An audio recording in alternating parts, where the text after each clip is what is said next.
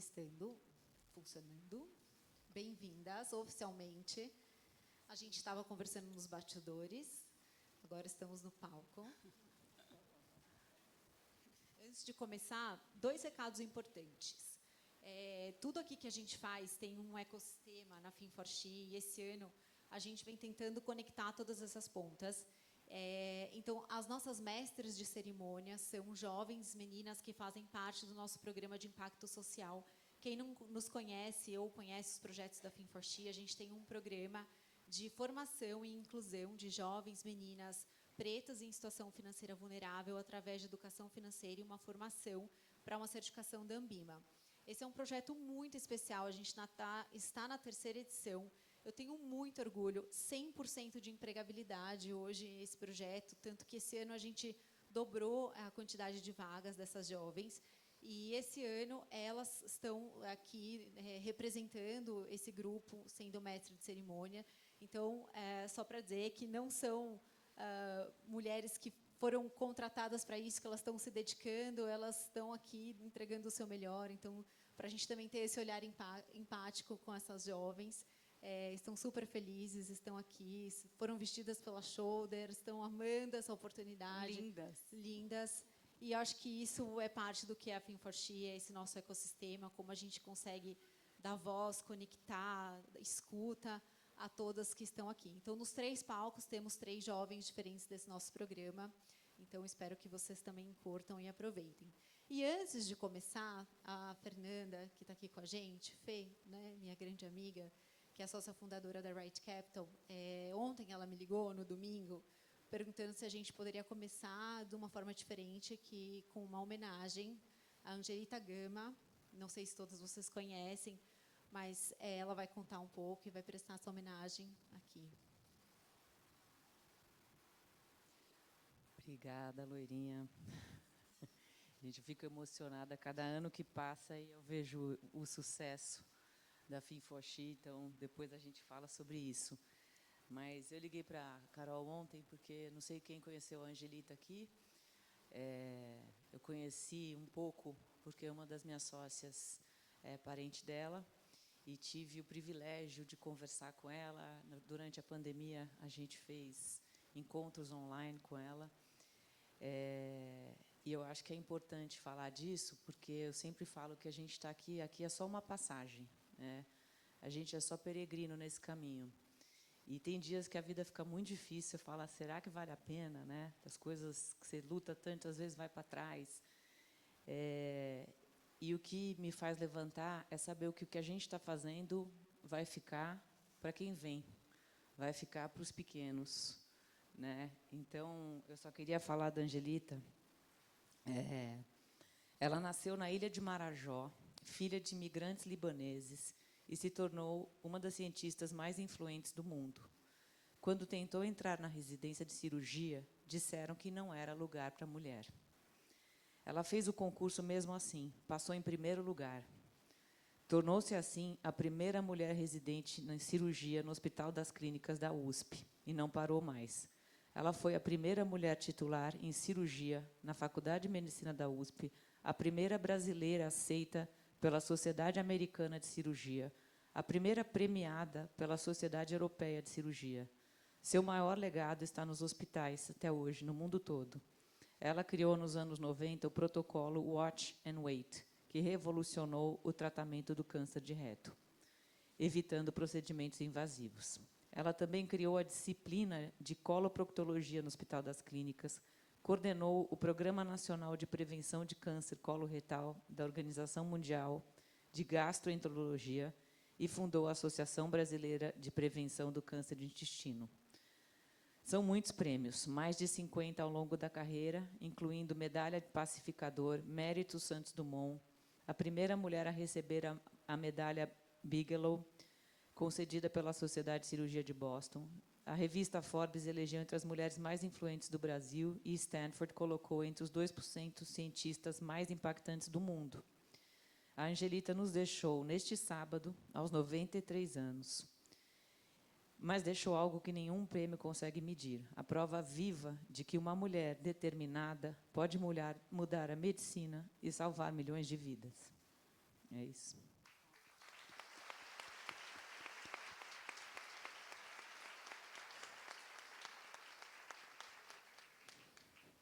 E com certeza, mulheres como ela abriram tantos caminhos para que a gente possa estar aqui hoje, assim como nós estamos também transformando novos caminhos para as mulheres que estão vindo aqui. Obrigada. A gente vai falar sobre mulheres decidindo o futuro. Eu deixo, às vezes, meu time um pouco ansioso, porque pensar numa agenda como essa, de um evento de 2 dias, não é fácil. E você trabalha contra o tempo todo, mas, ao mesmo tempo, você tem que deixar espaço para a criatividade e você tem que deixar espaço para as conexões que acontecem. Não dá para a gente sair com uma agenda pronta 1 ano antes, porque as conexões elas acontecem e eu sou uma pessoa que deixa a minha intuição me guiar muitas vezes. Então, às vezes os temas estão abertos, o time começa a ficar muito ansioso, quem vai fazer a abertura, como vai ser, e eu vou ficando um pouco, mas eu acho que o universo, de alguma forma, ele sempre contribui e me conecta com as pessoas certas. E eu acho que foi um grande prazer poder conhecer você, Monique. Acho que foi muito legal essa nossa conexão. Me inspirou demais ver essa liderança inovadora, transformadora, essa forma como você enxergou a mulher real. Eu acho que trabalhar uma moda para uma mulher real é algo que se conecta com a gente, com a comunidade da Fin4She, com qualquer mulher que faz parte desse evento que está aqui hoje.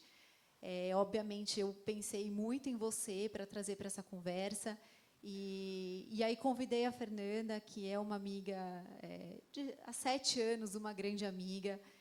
A gente sempre conta essa história. Eu cheguei lá no escritório dela quando tudo era só uma ideia, e ela não vem aqui e me abraçou e me abriu tantas portas, tantas conexões. A gente tem muitas histórias juntas para contar, mas ela é uma mulher também que escolheu decidir o futuro, não só dela, mas dos clientes que ela trabalha através da Right Capital, e decidir fazer diferente, com impacto, com um olhar para um legado mesmo do mundo que você quer deixar. E a Vivi também a gente se conheceu já faz algum tempo, mas essa é uma mulher muito potente, uma mulher que acho que a carreira dela transcende ali o que ela é. É uma mulher humana, mãe, conselheira de empresa, uma grande executiva que escolheu seguir um caminho diferente. E também, recentemente, ela me contou que ela está grávida, então ela está aqui agora. Estou muito feliz. Agora vem uma menininha aí para o seu legado. E aí, eu acho que, pensando muito como essas histórias se conectam, né? São mulheres que têm trajetórias muito diferentes, mas são mulheres que escolheram decidir, são mulheres que escolheram caminhos para si mesmas. Eu acho que, por muito tempo, nós, mulheres, nós fomos convidadas a participar das mesas de decisão. Vem aqui, você precisa participar, você precisa decidir. Mas eu acho que agora a gente está falando diferente, a gente não é convidada, mas a gente está decidindo. A gente está tomando decisões, a gente está fazendo diferente. E eu queria começar dando a palavra para vocês, se apresentarem, contarem um pouco da trajetória de uma forma diferente. Qual foi a decisão que vocês tomaram, que vocês perceberam que mudou, de fato, uma rota muito relevante na história de vocês? Vivi. Obrigada. Começar é sempre difícil, né? Obrigada, Fin4She, obrigada ao pessoal dos bastidores. Há tantos anos, desde a Cena 1, eu estou por aqui como mentora, como participante. Obrigada, Shoulder, pelo patrocínio. Obrigada às minhas amigas que estão aí, minhas conexões, enfim. Então, eu vou responder, Carol, que eu acho que foi o dia que eu decidi que rótulos não poderiam me definir. Né? Eu sou uma mulher preta, periférica, com muito orgulho, nascida e criada na Zona Leste de São Paulo. ZL, cadê a ZL? É isso, a gente sempre manifesta, a gente precisa se conectar. A ZL somos nós. E nos anos 80, onde, para além do meu gênero, a minha raça sempre veio na frente. Infelizmente, ainda continua. E quando eu tomei a decisão, muito pela mamãe e papai, pela educação, que rótulos não poderiam me definir, que eu continuo trazendo até hoje, foi quando eu decidi que aquela minha professora da 5ª série, que falou que se eu fosse bonitinha, estudasse bonitinha, e não roubasse ninguém, nem engravidasse, eu poderia ser caixa de supermercado.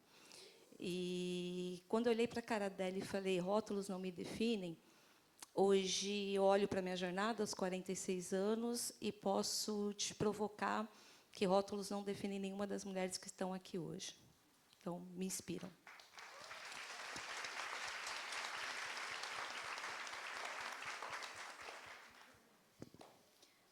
Obrigada, Carol. É muito legal estar aqui.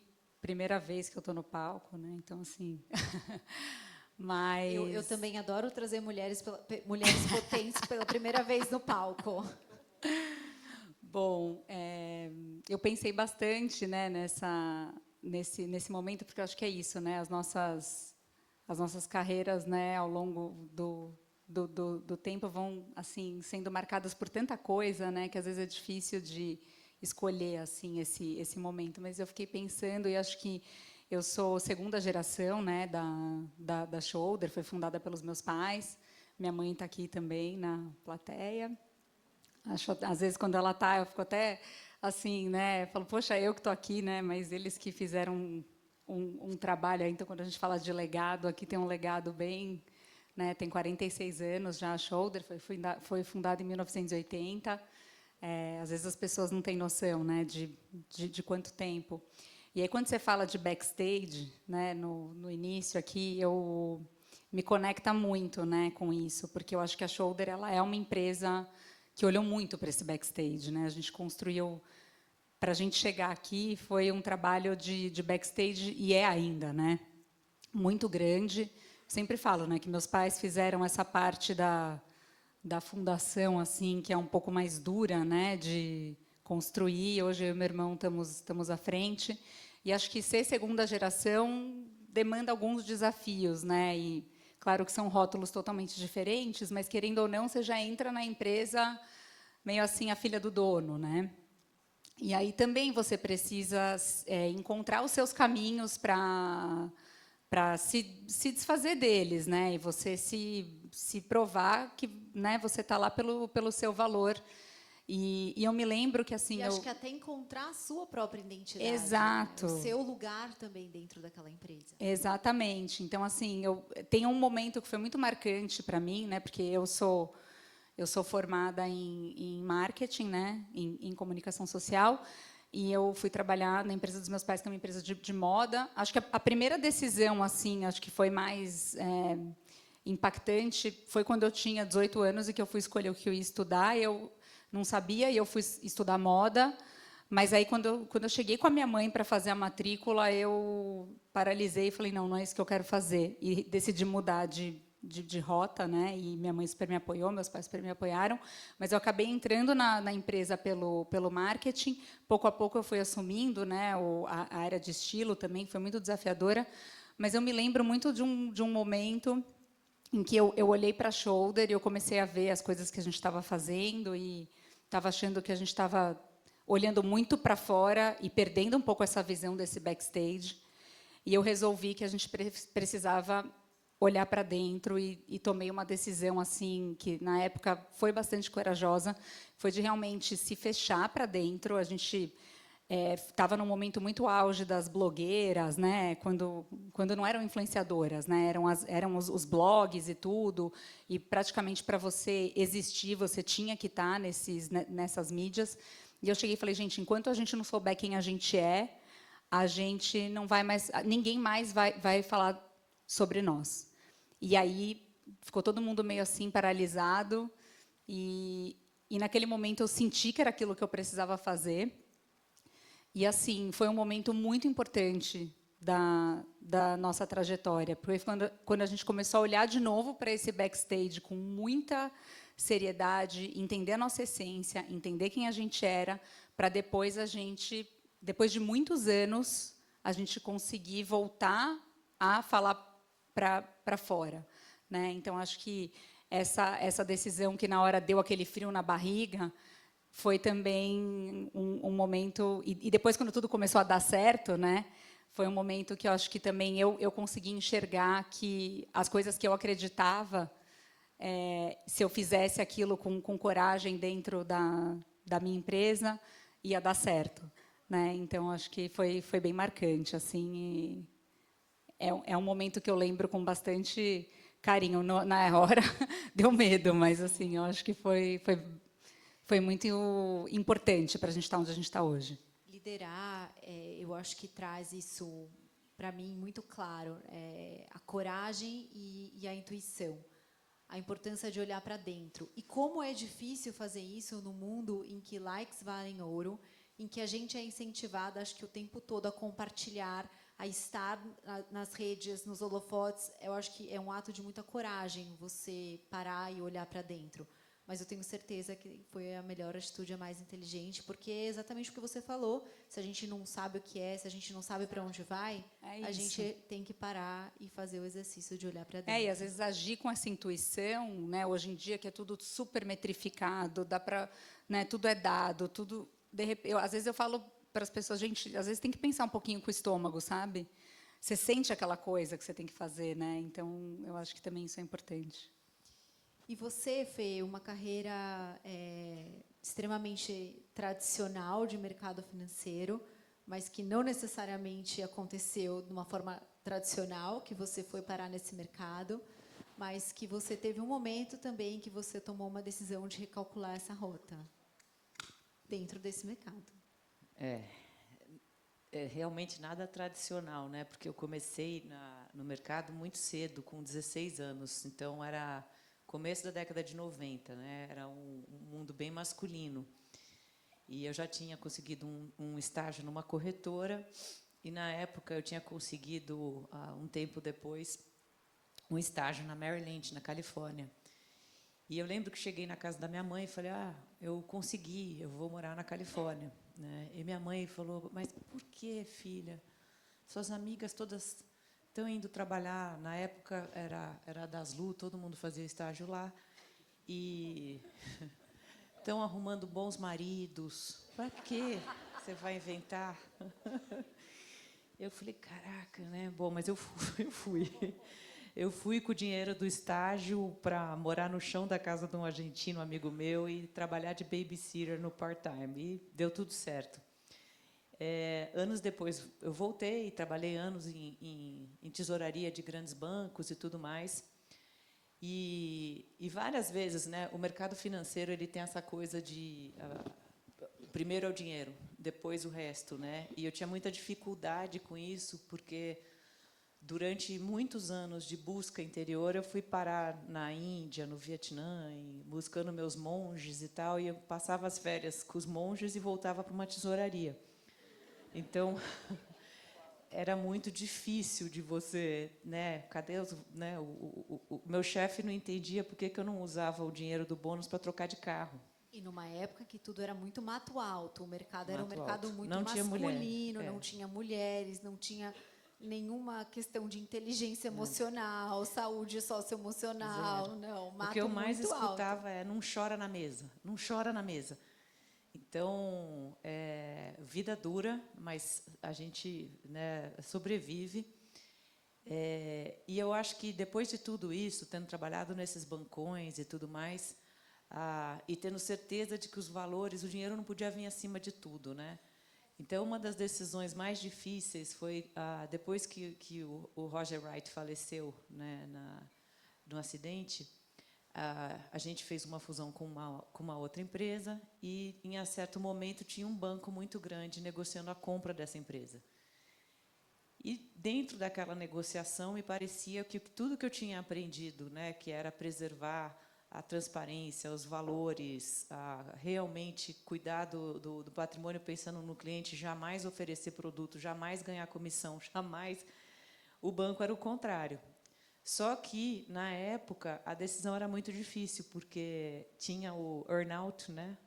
Tinha um a receber muito grande, e, na época, eu não tinha uma economia, então era difícil, né? Você tinha um a receber, não tinha economia e tinha conta para pagar.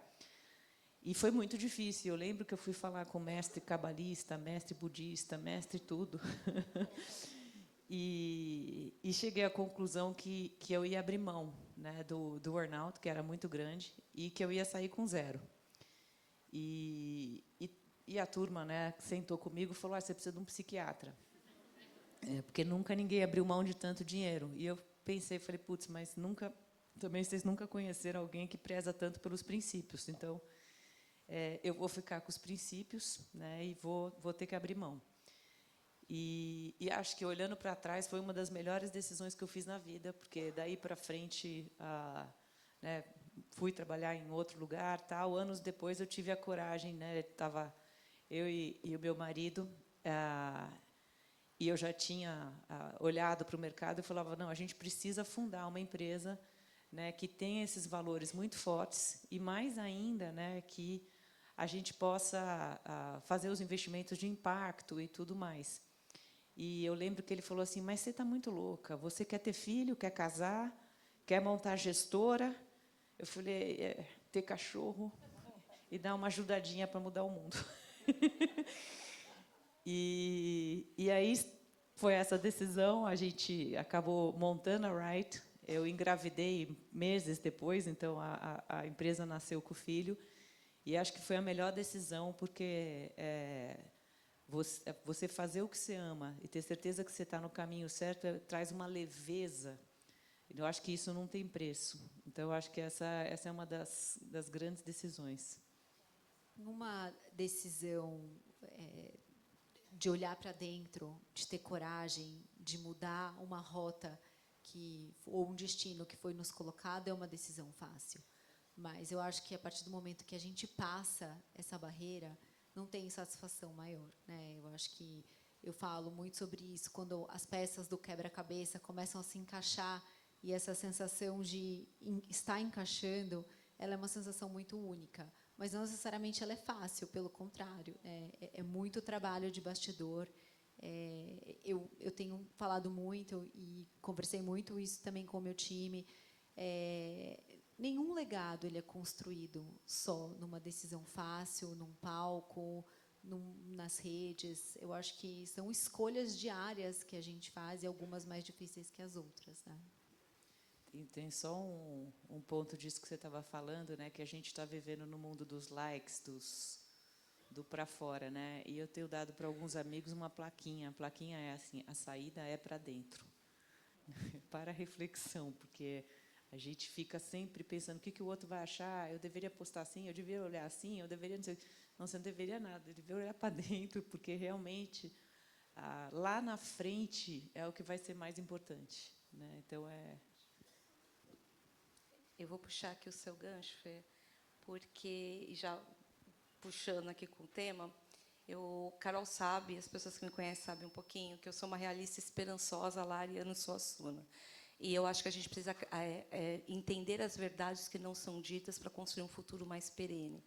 E talvez hoje, nós como mulheres, a gente está perdendo um tempo desnecessário e construir um futuro muito efêmero, muito na fumaça, muito no status.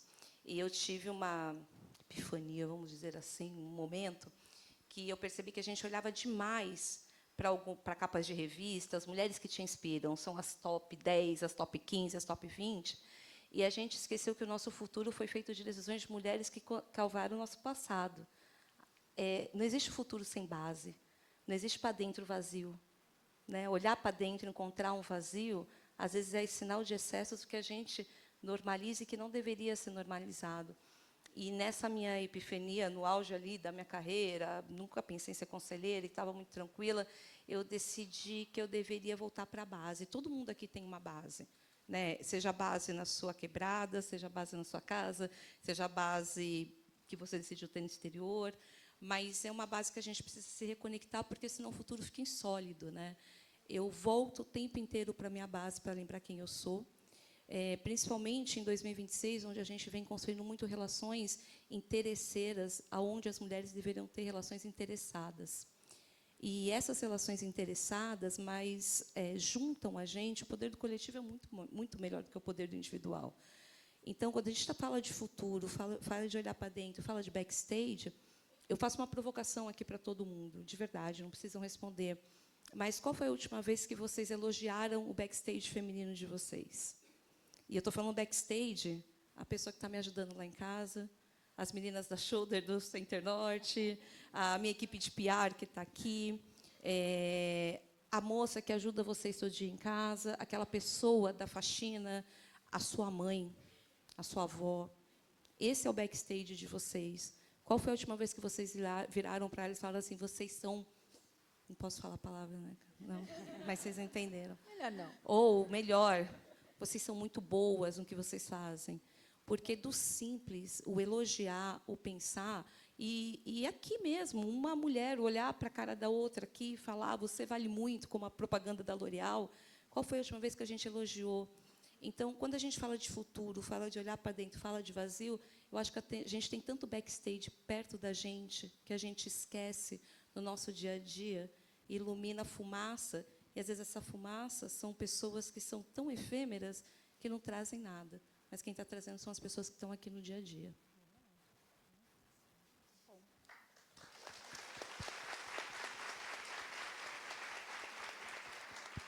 Eu estou com um roteiro aqui, mas eu vou dar uma pulada no roteiro, porque os insights estão acontecendo. Eu acho que tem uma coisa muito legal aqui que eu queria trazer, olhando para isso. Quando nós nos conhecemos, eu conheci o seu time, o bastidor da Shoulder, foi muito legal. Que ela, não, Carol, a gente está procurando se conectar com mulheres reais, vestir mulheres. E eu falei, olha, é legal e tal, mas eu não me sinto assim uma influencer, né? Como que seria? Ela, não, é diferente. Aqui a gente quer que você use a roupa. E você use e faça no seu estilo, seja você, porque é isso que a gente acredita e é esse caminho da influência que a gente quer seguir. E acho que aquilo me conquistou de uma forma assim muito forte. E eu pensei, poxa, é com essas marcas que eu quero estar, porque eu também não me via, né, nesse lugar, talvez, de ser uma influenciadora, e absolutamente nada contra, porque eu acho que é muito legal, é necessário, é importante, é a forma como o mundo se comunica, mas talvez não seja a minha forma. E eu também quero estar bonita, eu também quero usar roupas legais, eu adoro me vestir. Então, acho que eu gostei muito dessa conversa, e depois acho que a gente foi se conectando mais, né, Monique? E eu queria que você trouxesse também um pouco esse olhar. A gente vai falar bastante sobre isso aqui. Eu trouxe alguns dados, eu não sei o quanto aqui a audiência tem acompanhado, mas a gente está agora, em 2026, vivendo a maior transferência de riqueza da história. Estima-se que até 2048, mais de 100 trilhões de dólares, são dados da McKinsey, UBS, Citi, serão transferidos, mais de 100 trilhões de dólares em riqueza será transferido para próximas gerações e mulheres. A gente está prestes a viver a maior transferência de riqueza da história. E acho que poucas pessoas estão pensando sobre isso. Esse impacto, ele é um impacto transversal em absolutamente tudo que a gente faz. Ele é um impacto do ponto de vista de investimento, porque mulheres e novas gerações não se conectam com o dinheiro da forma como talvez nós nos conectávamos, ou como fomos ensinadas a nos conectar. Mulheres, então, nós nem fomos ensinadas, nós fomos ensinadas a não nos conectar, desconectar desse tema. Essas novas gerações, essas mulheres, em bem breve, menos 2 décadas que seja, estarão à frente da gestão desse patrimônio, e isso muda o quê? Isso muda o consumo, isso muda a forma como você quer consumir a marca, você quer consumir produtos. Isso muda também toda uma geração de mulheres que talvez nunca se sentiram aptas a se relacionar com isso. Então, eu queria que vocês trouxessem aqui também um pouco disso. Eu queria muito falar sobre isso. Quando eu estava pensando no roteiro desse painel, Mulheres Decidindo, é impossível não falar sobre dinheiro. A gente vive num mundo extremamente capitalista, a gente vive num mundo em quem manda é quem tem dinheiro, quem tem poder é quem tem dinheiro, e nós, mulheres, temos uma história recente com o dinheiro. Recente, porém, prestes a ser transformada. Então, eu acho que a Shoulder, ela sempre se conectou com a mulher nesse lugar, né? Então, desde lá de trás, quando meus pais fundaram a marca e a minha mãe começou a trabalhar, ela sempre foi uma grande observadora do comportamento feminino. E a Shoulder, já lá atrás, nasceu fazendo roupa para a mulher trabalhar, né? Então, não sei quem aqui lembra, mas tinha muita alfaiataria, era praticamente só tailleur, né? Naquela época que a mulher precisava, né, estar de blazer para estar trabalhando, né? Então teve esse Fernanda momento, tem uma né, história boa sobre isso dessa também. história de você não pode chorar, vinha junto a armadura, né? A gente vendia a armadura. Então tinha que ter, né? A armadura era linda, sempre foi maravilhosa, sempre ótimo gosto. Mas assim, a gente sempre olhou muito, tanto é que até hoje um dos nossos pilares é a evolução feminina, né?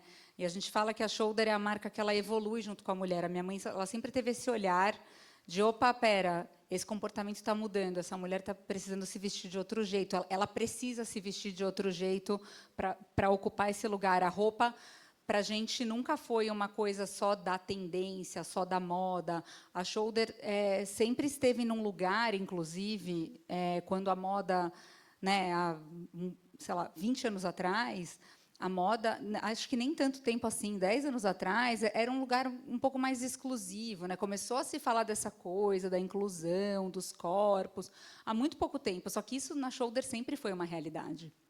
E para a gente, para mim, para o meu time todo, tem algumas fileiras aqui que eu estou vendo de pessoas que também são do meu backstage, né? Que eu estou muito feliz que elas estejam aqui. Para a gente, sempre foi muito difícil se encontrar nesse lugar de como que a gente ia se posicionar num mundo que parecia que era um mundo da moda onde a gente não se encaixava. Então, para a gente é muito especial também estar aqui, porque eu acho que é um lugar onde a gente consegue ficar confortável, porque a gente sempre criou moda, porque não é só roupa, é moda. A gente olha para a tendência, a gente olha para o que está rolando. Mas o nosso desafio foi sempre como a gente traz a moda para vocês, que estão aqui, que estão no corre, né? A gente sempre atendeu mulheres que são financeiramente independentes, né? Então, o nosso foco sempre foi muito esse. Então, desde lá de trás, a gente está acompanhando essa evolução feminina através da ótica da moda, né? Que ela era uma ótica vista muito como esse lugar mais da arrogância, do lugar que é exclusivo. E para a gente, todo esse movimento que está rolando, né, de realmente olhar com mais generosidade, gentileza para a mulher, é uma coisa que é muito natural para a nossa marca. Então, quando você fala, né, que mas eu não sou influencer, mas para a gente você porque você influencia outras mulheres de um jeito que para a Shoulder é muito mais interessante, porque é isso, a gente pensa a roupa que tem que ser prática, que não pode amassar, que tem que acompanhar. Claro, né, tem, né, é uma gama grande de produtos, mas a gente pensa muito nessa roupa que vai vestir, né? A Vivi estava falando comigo lá, eu estou amando, estou confortável, achei super legal, a barriguinha, né? Todas nós estamos de look shoulder hoje. Então. Então, assim, para a gente é muito gratificante assim poder estar aqui, né? Eu acho que a gente se sente parte dessa conquista, porque a gente está aí há 46 anos vestindo mulheres que estão nessa luta para ocupar cada vez mais lugares. Então, para a gente criar roupa e pensar em moda é pensar nas mulheres que estão evoluindo e mulheres que estão ocupando essas cadeiras cada vez mais de decisão, e a gente vê como conectar a marca nesse lugar tem sido muito potente, né? Porque cria relações reais, né, entre a marca e as pessoas, mas é um jeito de pensar que às vezes é muito mais trabalhoso, né? Porque, como você falou, as influenciadoras grandes são super importantes, têm seu lugar, mas você ir se conectando de pouquinho em pouquinho com pessoas que, às vezes, fazem muito mais aquele boca a boca de antigamente, para a gente, às vezes, é mais potente do que, né, tá ali onde as marcas ficam se degladiando para estar, e a gente acaba estando num lugar que faz muito mais sentido, né? Então, é muito legal. Estou bastante orgulhosa de estar aqui.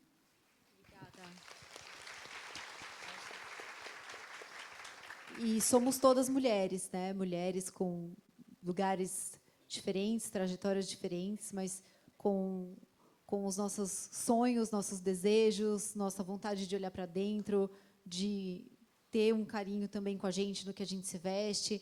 Eu acho que tem uma história, assim, eu quero trazer de novo para o ponto da transferência de riqueza, mas tem uma história muito legal que você me contou também, que você teve que um dia parar e começar a usar rosa.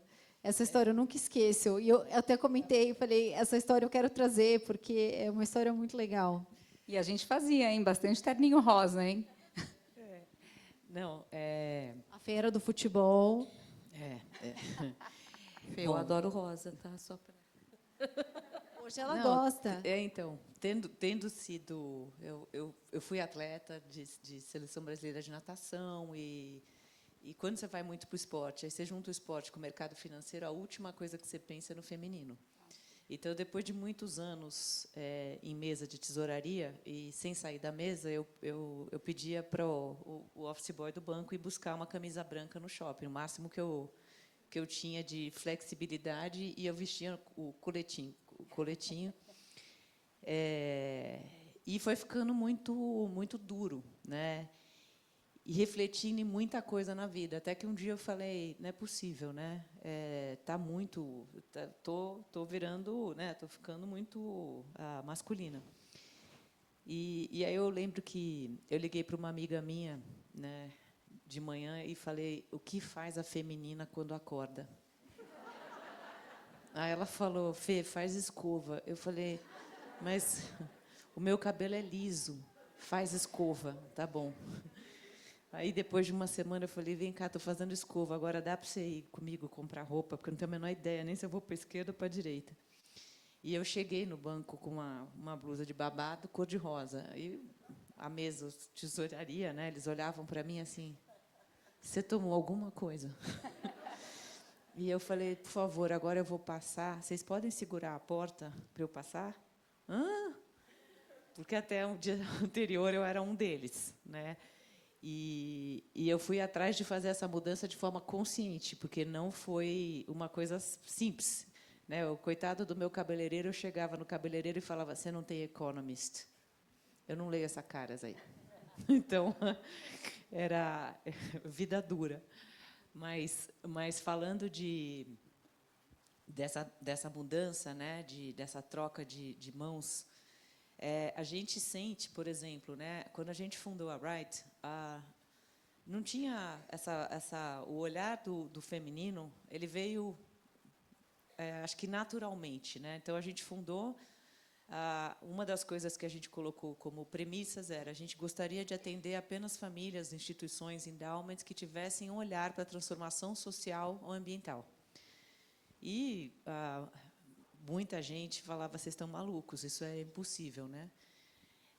Olhando para trás hoje, a gente cresceu bastante e 56% dos clientes são mulheres, sem querer.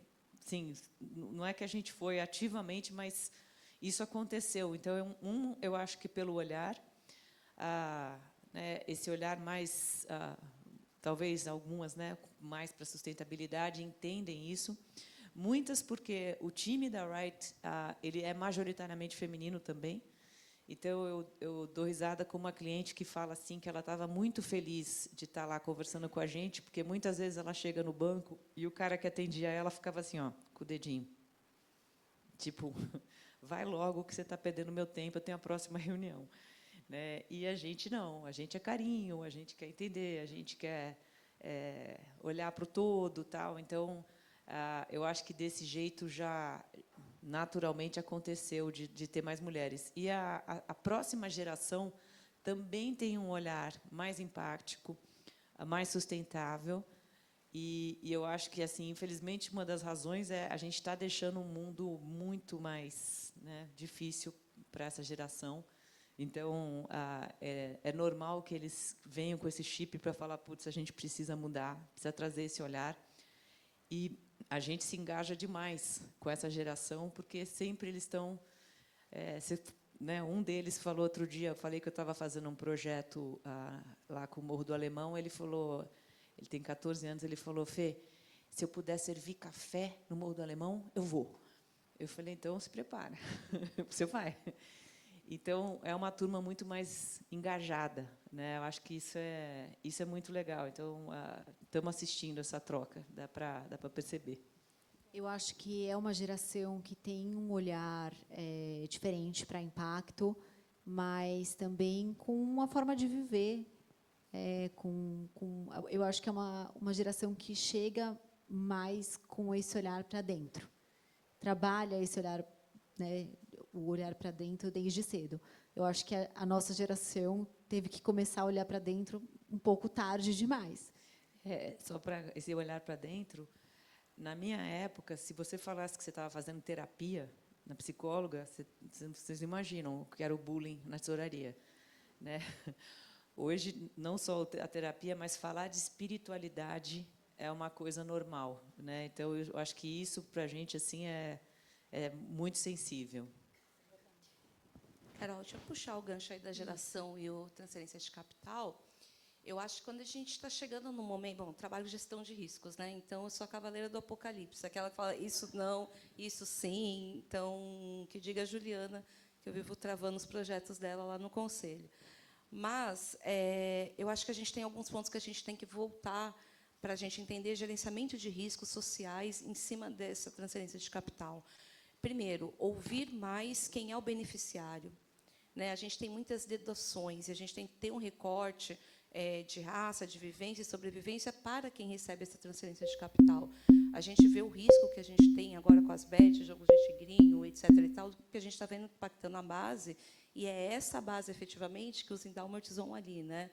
Eu tenho muito orgulho de ser conselheira do IDES, e a gente tem muita discussão disso no Comitê Fiscal e no Comitê de Risco, no Conselho, enquanto a gente precisa ouvir a ponta sobre realmente esse endowment, esse dinheiro que vem chegando na ponta, vem fazendo a real diferença, para além dos KPIs, para além dos indicadores, mas fazendo a diferença. Um outro ponto que eu vejo muito ligado à transferência de recursos, quando a gente fala de mulheres, é que mulheres investem na educação dos seus filhos, na educação do seu legado e nela mesmo, né? Eu tenho certeza que aqui, se a gente pega uma graninha a mais, a gente vai fazer um curso, vai fazer um MBA, vai buscar alguma informação. Então, investir financeiramente em educação de base e, especificamente, em educação financeira é que pode transformar o país em um lugar mais viável para todas e todos. Principalmente quando a gente entende que existem mulheres, mas existem mulheres que são invisibilizadas, que o tempo inteiro tem que provar que são mulheres. E aqui eu estou falando de mulheres 50+, mulheres trans, mulheres negras, mulheres periféricas, mulheres com deficiência e todos os outros marcadores de diversidade que a gente tem, que muitas vezes o capital não chega. E não trata-se de competição de quem sofre mais, porque, no final do dia, todas nós temos nossas dores e os nossos amores. E, se a gente não souber efetivamente distribuir isso... Até tem uma história engraçada aqui para fechar, passar a bola para você, cara. Eu fui à China, né? Teve um momento que eu falei assim, a gente só olha muito para os Estados Unidos. Aí eu tive a oportunidade de participar do Africa Experience, que é um programa incrível da Jéssica Sadin, que leva mulheres executivas para a África do Sul. Então, fui entender um pouquinho do ecossistema África do Sul. E aí, minha irmã Lisiane Lemos, que me inconformada, falou assim, a gente vai para a China. Falei, para que a gente vai fazer na China? Um curso. Falei, eu vou com você? Falei, não estou te falando, estou te avisando que a gente vai embarcar em tal dia. Eu falei, então, tá bom, fomos para a China. Chegou na China, gente, eu virei a Vivionce. Foi meu momento de brilhar.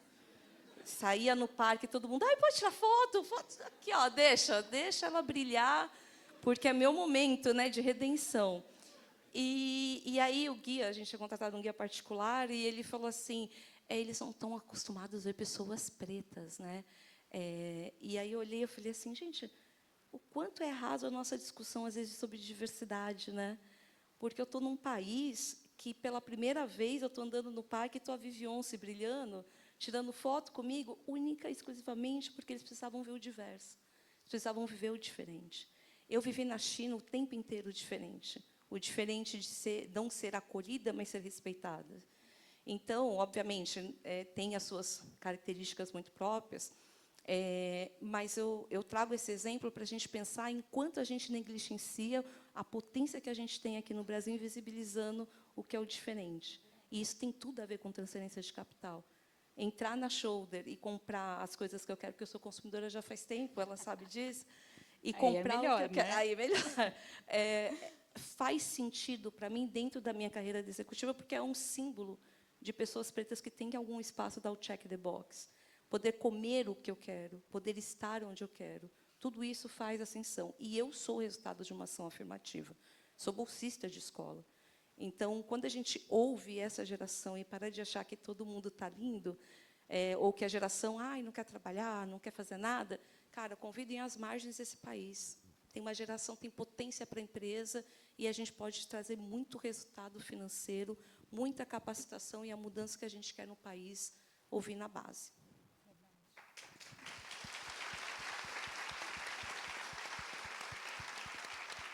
A gente está chegando no final.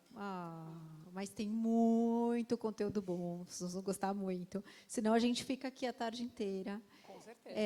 Eu sou apaixonada por esse tema. Eu acho que não existe falar sobre mulheres decidindo sem falar sobre mulheres com acesso à riqueza, a consumo, à decisão financeira. Eu queria encerrar pedindo para vocês deixarem aí palavras finais e um depoimento, pensando nesse futuro que eu falei, nesses próximos 10, 20, 30, 50 anos, em que a gente vai ver toda essa transferência de riqueza mudando finalmente, né, de mãos, no sentido geracional, no sentido de gênero. O que vocês gostariam de ver no mundo de diferente? Nesse mundo, talvez, que os nossos filhos, a sua bebê vai estar. O que vocês gostariam de ver diferente? E o que vocês acreditam que muda a partir desse momento em que as mulheres decidem, não só de forma estrutural, mas também financeiramente? Boa. Eu vim pensando bastante nisso, né? A gente está passando por momentos no mundo, né? Acho que muito difíceis, né? Geopolítica, aqui no Brasil essa violência, as idas e vindas, né? De regulação e regra e tal, né? E às vezes eu me encontro em discussões, principalmente no mercado financeiro, que eu brinco, né? Às vezes a gente está num clube de amigos, mas a gente não pode estar no clube de amigos. A gente precisa ter coragem de levantar e querer fazer diferente, né? Não vai estar todo mundo feliz, mas isso que você falou, né? A gente precisa olhar muito além da gente, né? Eu brinco que uma das coisas que a gente faz lá na Wright, que a gente faz muito advocacy, mexe com bastante regulação, mas faz essa parte do stewardship, que é provocar gestores e tudo, mas não só na ligação ou numa planilha de Excel, indo dar o rolê.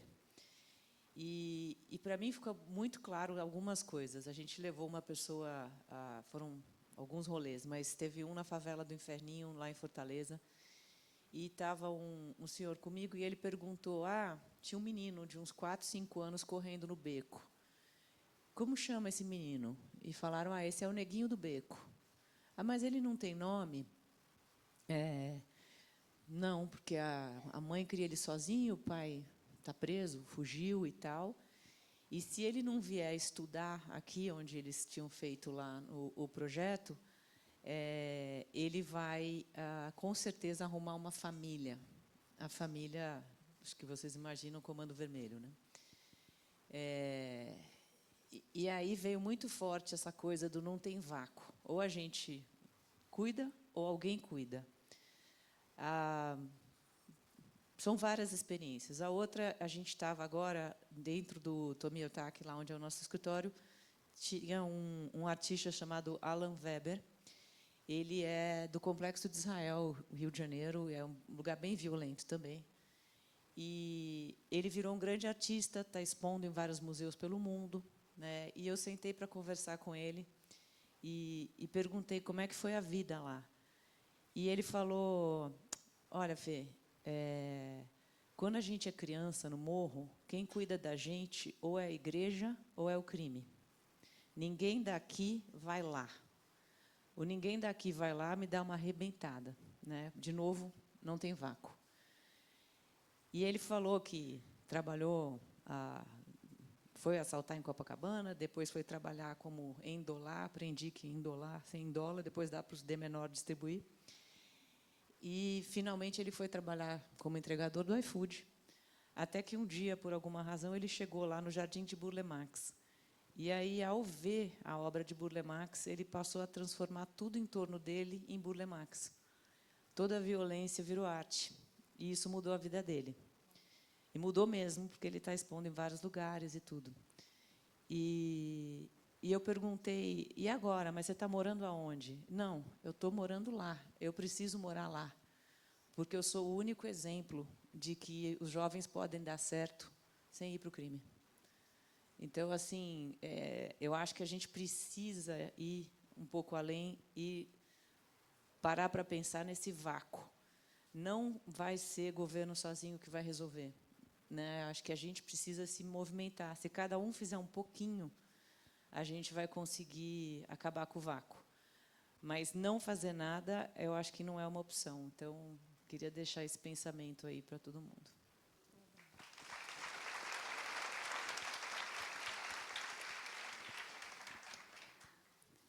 Bom, falando um pouco, né, do meu lado, né, da Shoulder, né, pensando um pouco nesse momento das mulheres, né, até quando a Carol me trouxe esses dados, né, eu fiquei assim super feliz, assim, espantada, porque eu de verdade eu não fazia ideia de que isso estava acontecendo.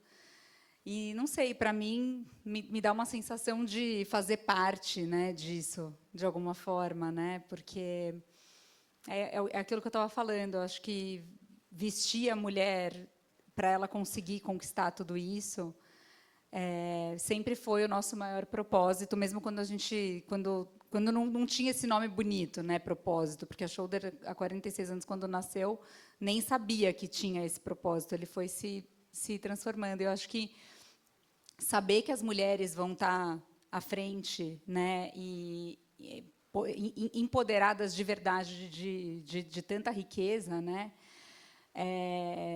me dá assim quase um alívio, porque é isso. Acho que a mulher, ela tem esse olhar para a educação, ela tem esse olhar mais humano, né, para as questões do mundo, né. A minha empresa, obviamente, também é uma empresa muito feminina, né, as lideranças são muito femininas. E eu acho que e até meu pai, né, que é o fundador, ele sempre incentivou muito, né, que as mulheres ocupassem esses lugares. Ele falava: não, eu quero uma mulher aqui, precisa contratar uma mulher. E ele sempre incentivou a maternidade também, porque é uma coisa que, né, claro que cada um tem o seu caminho, mas eu acho que a mulher, ela naturalmente tem esse olhar, né? Eu acho que saber que mais mulheres estarão no comando, eu acho que também dá esse alívio desse olhar para o backstage, né? Porque eu acho que as mulheres, elas têm mais facilidade, porque eu acho que a gente lida com um backstage que é muito diverso, né? Tem essa coisa da casa, da família, dos filhos, do trabalho, é aquilo, né? Você funda a empresa, tem filho, faz tudo ao mesmo tempo e vai tudo dando certo, e você quer transformar o mundo num lugar melhor para os seus filhos, e você quer, né, pensa sempre em família e tudo. Tem que colar figurinha, né, administrar a troca do álbum, decorar todas as bandeiras. Colar figurinha, né, Tontin? Gente, tá um caos, né? Mas, enfim. Então, eu acho que essa malemolência que a gente tem, né, de realmente conseguir equilibrar tantos pratinhos e também entender que alguns deles caem e que está tudo bem, né? Eu acho que, de uma forma muito natural, vai transformando, né, as relações e esses caminhos mesmo de mercado, né, mais agradáveis, né, mais sensíveis. E tanto para mim, como mulher, né, que faço parte desse ecossistema gigante, quanto para a minha marca, que é uma marca que olha para a mulher dessa forma, é muito legal, porque me dá uma sensação de uma longevidade muito grande para isso que a gente sempre acreditou, né, e que, em algum momento, foi até olhado com olhos assim meio esquisitos do mundo da moda, né? E hoje a gente olha e fala, cara, a gente estava certo, sabe? A gente acreditou. E quando você estava falando, né, dessas peças que vão se encaixando e que nem sempre é fácil, eu acho que nem sempre é fácil e nem sempre é rápido. Porque eu Na acho verdade, que nunca é, né? Rápido. porque eu acho que essa coisa, né, da geração de hoje, de querer tudo muito rápido, né? Eu acho que isso é o mais complicado, né? As coisas levam tempo para acontecer, as histórias levam tempo para ser contadas, né?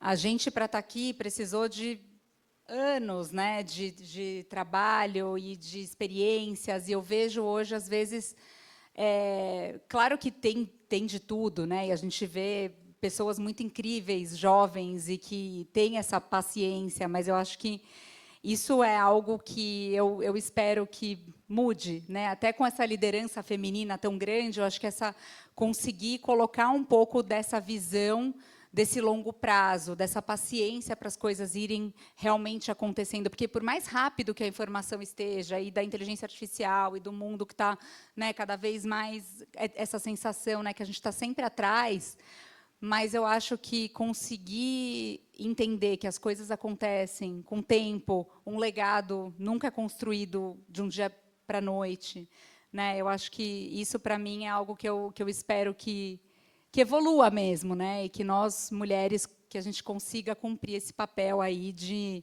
fazer com que o tempo, né, volte a ter o valor que ele precisa ter, né? E aí eu só vou complementar que o quebra-cabeça ele nunca termina da vida. As peças se encaixam, mas tem sempre muitas peças ainda para encaixar. Ele é demorado e ele é eterno. É isso aí, muito bom. E o que eu espero, gente? Eu espero tanta coisa. Eu espero como o CPF, que a minha filhota, junto com meu filho, vivam e contribuam para um mundo onde pessoas como nós tenham mais sims do que não.